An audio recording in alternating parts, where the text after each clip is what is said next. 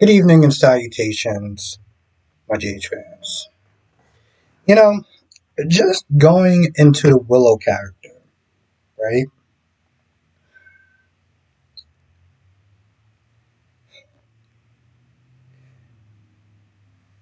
How do I even sit there and start this off?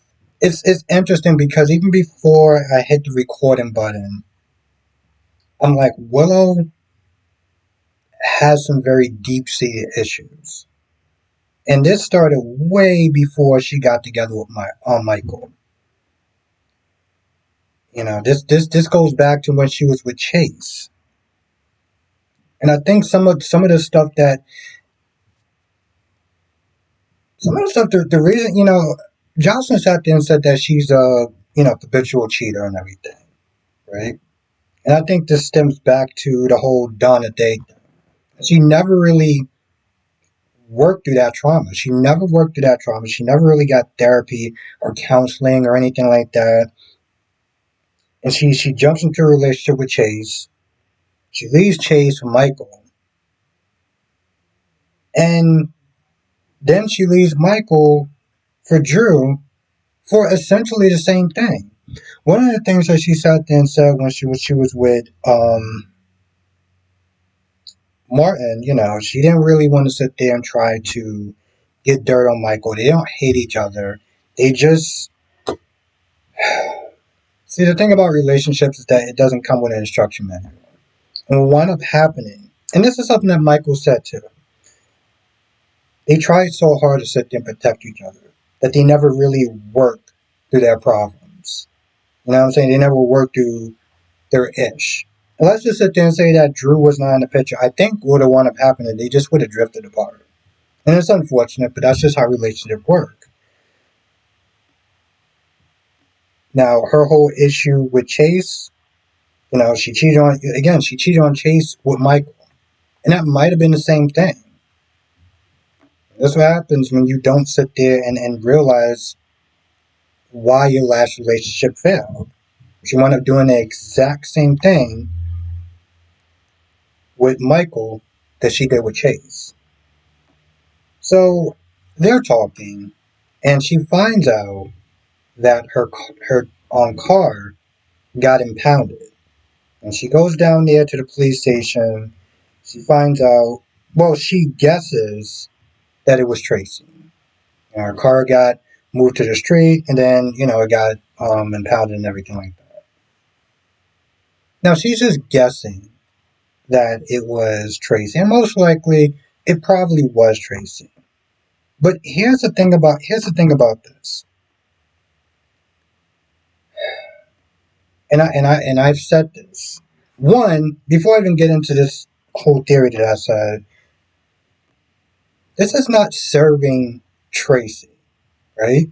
Because one of the things that Alexis said, one of the things that Carly said was that if you keep pushing her, you're not going to be able to see those kids. That means that Monica is not going to be able to see her grandkids because you keep doing acidine things like that. And that's just number one. I'm like, this is going literally against your interests. But that's the thing about Tracy. Tracy is always extra. And I know that people do not like Willow. And I get that. But I'm like, this isn't helping you out, Tracy. This is an acidine move that you made because you're immature. Now, I've said this about 2 or 3 weeks ago. Willow should have never got involved with Michael because of his family. I'm not just saying that Michael is an evil person or anything like that, but his family, and this is for both of them. This is the Corinthos and the Quartermains. The selfish, self-centered, spiteful, vindictive, and hypocritical. And that's just the names that I can sit there and come up with off the top of my head. And seeing what they did to Willow, getting her car towed and stuff like that, she's like, and one of the things she said, she's like, she said that seeing, I'm trying to read exactly word for word. She said she's starting to see how much she lost by getting involved with Michael and his family. And not so much Michael, but his family. Stuff like that shouldn't even have actually happened. And she had to get a call from like one of the servants or the maids or something like that. And I said this before, I'm like, it ain't worth it. Michael may be a decent guy, but getting involved with that family ain't worth it. Um, so Liz comes and sees Jason and tells her about the evidence that she and Lucky got. And Jason's like, finding out like, why is he in here? Jason's like, hey, listen, they can't really, like charge me or anything like that. They're just trying to hold me so this way I don't X, Y, and Z Cyrus, right? So after that, she goes and talks to Anna, and she talks about her theory, her suspicions of how Cyrus is able to do what he did, 5 deaths and everything like that. And then she talks about this mysterious black bag that she found, right, in the dumpsters, and it has what did it have in it? Oh, it has syringes in there. And she's like, well, the thing is, Anna's like, okay, so you just magically found this dumpster. There's no change of evidence or anything like that. This isn't really entirely proof that he did it, you know. But she urges her like, hey, listen, to tell us, I don't know how you got that or whatever, but you got to do something. You got to sit there and stop Cyrus before he killed someone else again. Now, again, this is just going back to like giving examples of some of the people that he killed, which in all reality, even that is kind of a stretch. Like one of the women that one of the people that she killed, one of the people that he killed was somebody who was like 70 something years old and had dementia, right? And it was a heart attack.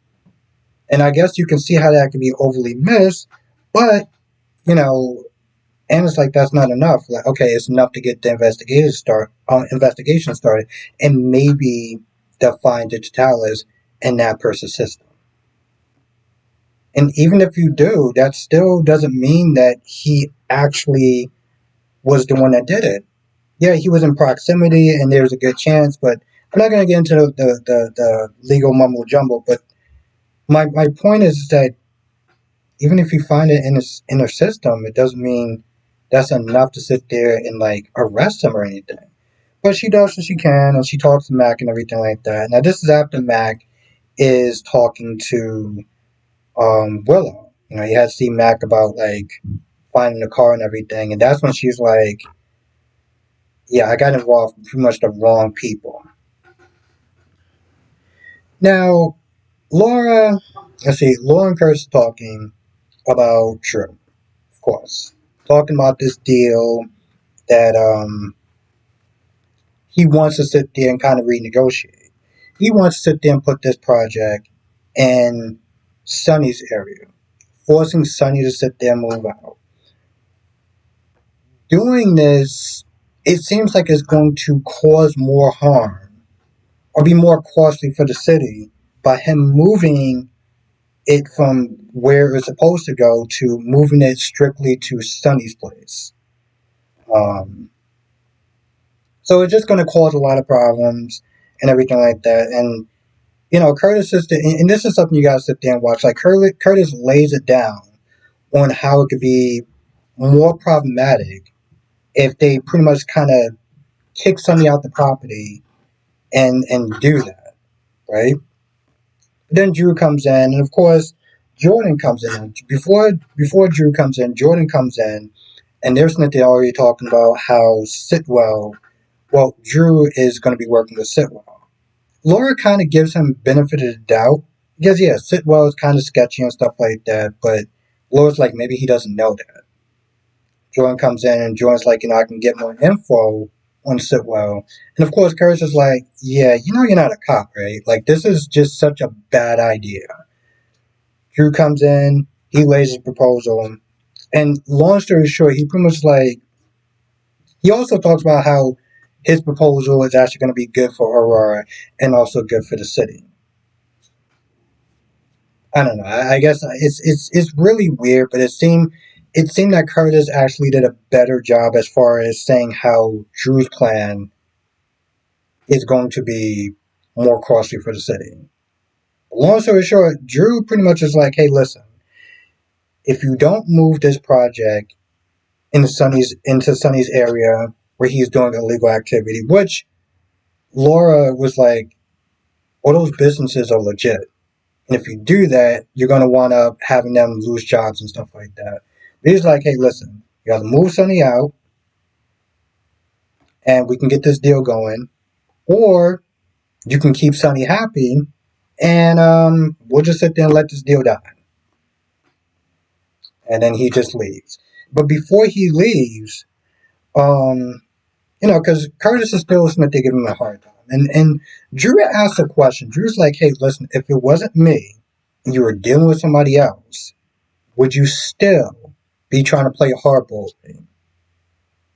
They couldn't answer that, and to be honest, the way that Curtis laid it down, they should have just been like, yeah, because your terms in general suck, and it wouldn't matter if it was you, who we don't like, or for somebody else who we don't know, this plan of yours or whoever would still suck. Like, it doesn't really matter who the messenger is, it would still just be bad. Um, Trina, before Trina gets in there, Jocelyn has that piece of paper of the address where whoever this mystery person, Brendan or Jack, is sending her to sit there and try to get more clues on this murdering of Dax. But before she can really go out, Trina comes home. Trina comes home with a bunch of groceries and stuff like that. And long story short, she kind of wants to sit there and have like a little girls' night in or whatever. And, just sit there and help Dax. It's Valentine's Day and everything. And she gets a text from Kai. Kai wants to sit there and take her out. She pretty much wants to cancel because she's sitting there saying that, I want to help you out. I know this is a hard time for you. And, it's Valentine's Day, so I could just sit there and cancel. But also, she wants to sit there and make an excuse because she's not ready to sit there. She doesn't feel like she's ready to put herself back out there. And that's exactly what Joss is like. Listen, it's time for you to get back on the horse. It's been like over a year. Get yourself back out there. And, just really encourages her to date. They go back and forth a little bit. Ultimately, she accepts. She texts Kai back and decides to go out, which is great because after that, after she leaves, Jocelyn dresses all black and get ready to do her Nancy Drew thing again. But what she doesn't realize that her actions is indirectly putting Liz in danger. See, Cyrus, and it's really weird how they set this whole thing up. There's one point where Cyrus is reading his Bible, and he's just thinking or whatever. Next minute, he is putting stuff in a syringe. And then after that, he calls the hospital, and he talks to one of the nurses, and he makes up this BS story about how he wants to sit there and thank Liz for helping, I don't know, one of his family members out. And asks, hey, listen, could I talk to Liz? And the nurse is like, well, she's not here. And that's good news for Cyrus because, he can't go back to the hospital. But since she's not at the hospital, she's more easy to get to in his eyes, which is kind of a yes and no. Because, yeah, she may not be at the hospital, but, she's been pretty much kind of surrounded by two men so far with Rick and Lucky. So, what are you going to do? You're a ninja or something? I'm confused how he thinks that, I guess he had a better shot, but not really. I don't know.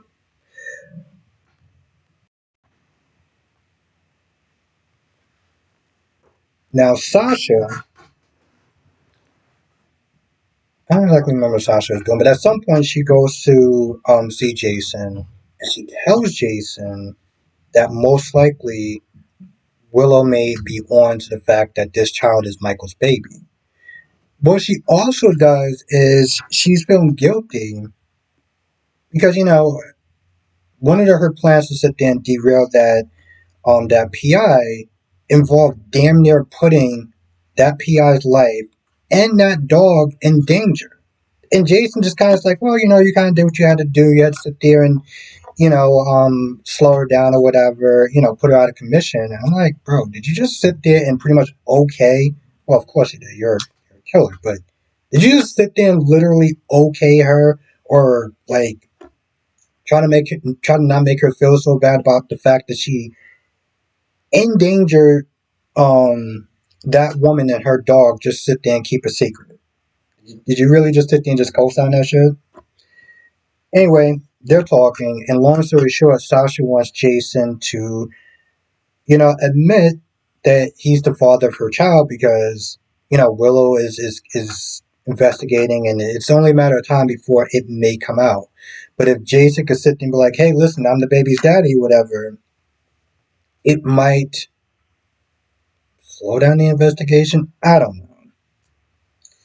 Anyway, I think Jason agrees to do it. And when he came in there, Mac was in there. Mac was like, "Oh, well, make sure you treat her with kindness or whatever." I'm like, okay, Mac, you can you can calm down a little bit.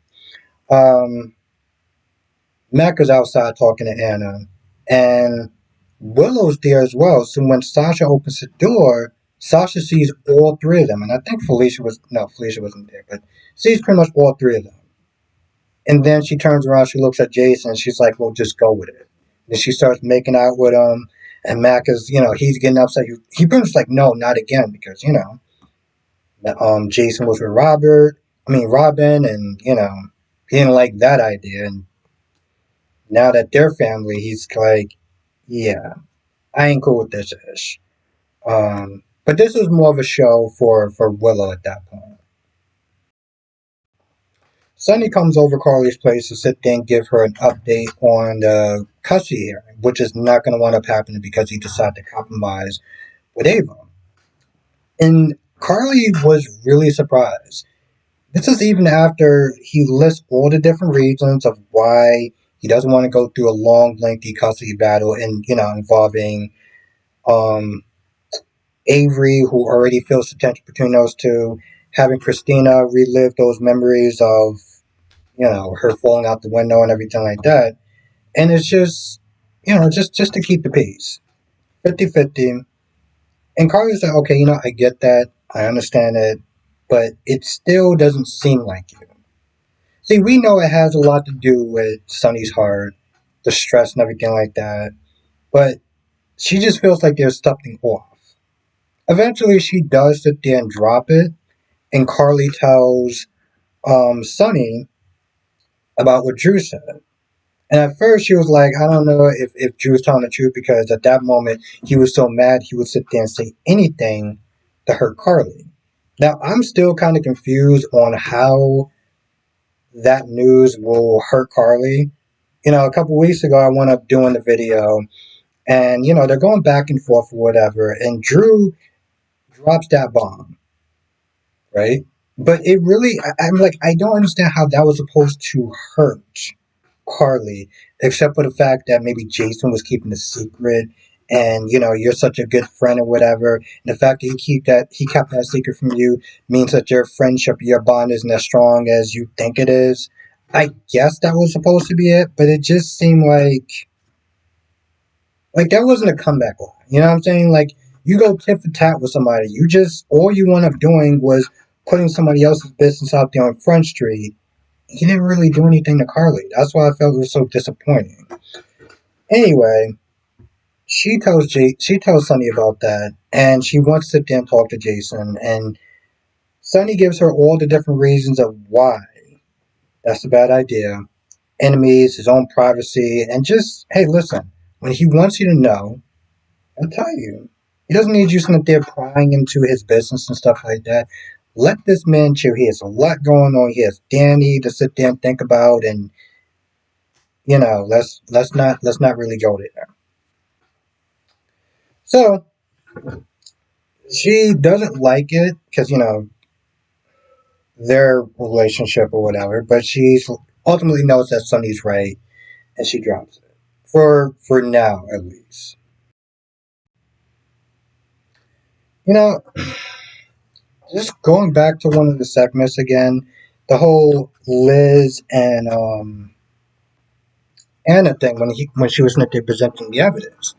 And some of the stuff was evidence, and the other stuff where Anna was like, okay, well, just change the evidence, and there's this box, but then what happened to the digitalis and everything else.